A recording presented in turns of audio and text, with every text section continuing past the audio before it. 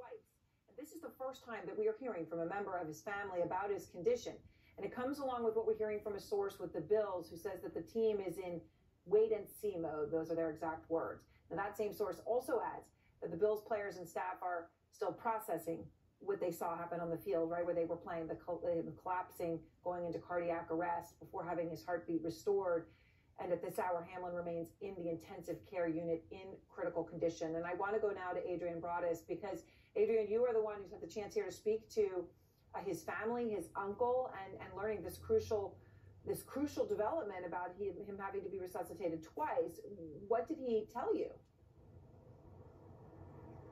He said the family is heartbroken. I spoke with him right here at the corner of the hospital. I approached him in full transparency.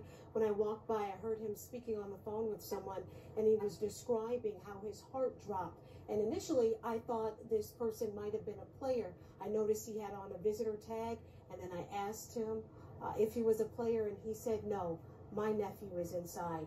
And here's more of that conversation. He's still sedated right now.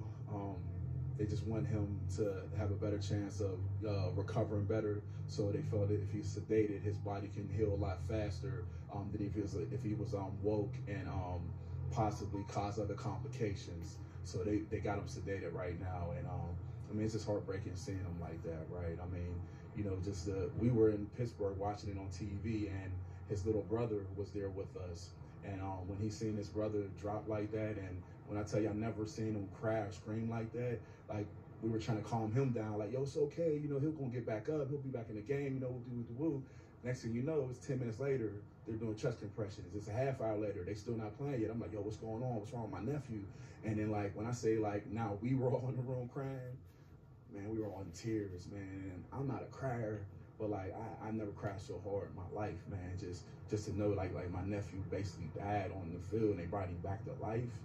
I mean, that's just heartbreaking. And to see all those grown men crying and all the emotion, man, it really was a gut punch, man. And I would have been crying no matter who it was, but for it to be my nephew, it had that much more impact on me, man. And I'm just glad he's still alive and able to fight and trying to get better and recover.